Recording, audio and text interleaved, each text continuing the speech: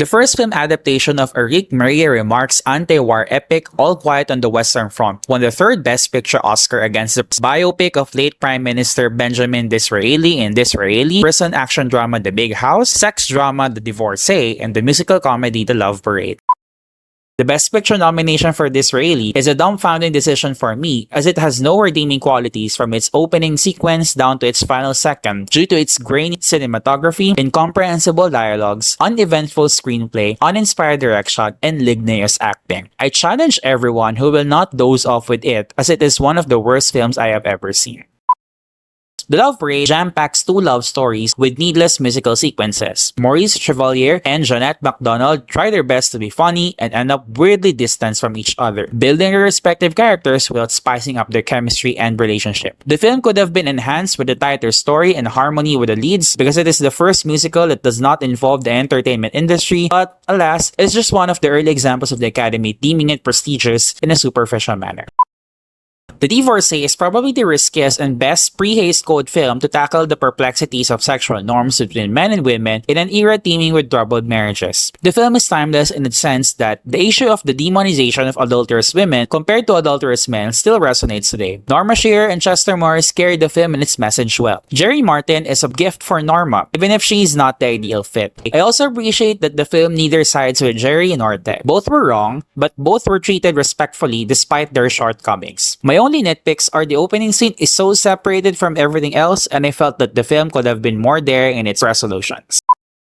I had no expectations about The Big House, silently anticipating it will be horrible or less horrible than Disraeli and other films, but George Hill humbled me in more ways than one. The Big House is stereotypical for its presentation of prison life, but the animated works of Chester Morris, Wallace Beery, and Robert Montgomery, as well as the brilliant artistic shots, make it serviceable and watchable. Chester takes the acting crown as the unlikable but persuasive anti-hero. Oscar nominee Wallace does not have the succulent material and screen time Chester's character has, but he injects the film with needed energy in its loud moments. The overlooked Robert, despite his reduced screen time, is captivating as the quiet informer. The three actors share natural chemistry with their castmates.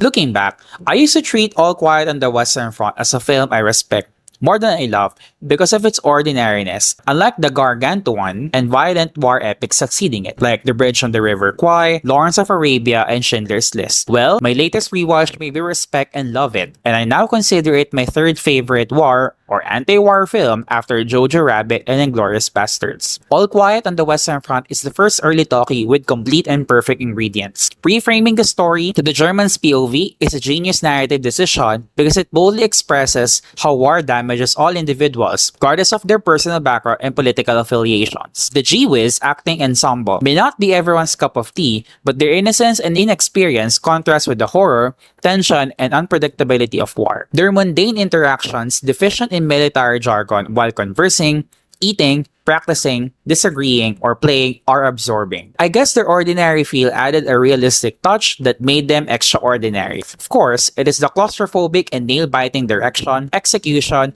and editing of the almost bloodless battle sequences that leave a lasting impression. The sound design may not be as state-of-the-art as its successors, but it is effectively haunting and depressing. I do not need a Quentin Tarantino level of guts and gore to fragment my heart and punch my gut into a gazillion pieces. Particularly the boot sequence,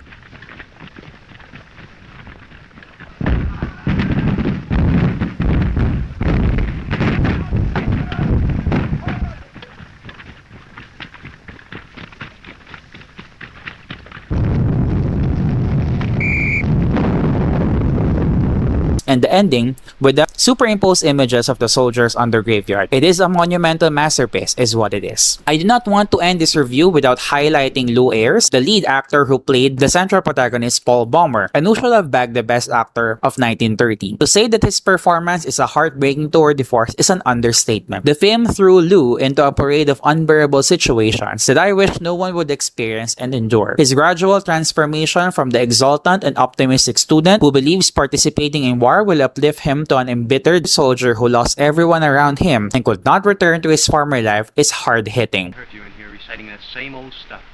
making more Iron Men, more young heroes. You still think it's beautiful and sweet to die for your country, don't you? Well, we used to think you knew. The first bombardment taught us better. It's dirty and painful to die for your country. When it comes to dying for your country, it's better not to die at all. Lou flawlessly differentiated between the pole bomber who used to cheer and boost his classmates and the pole bomber who re-entered his classroom and stood up to his teacher and new batch of students. Ask me to tell them how much they're needed out there. He tells you, go out and die.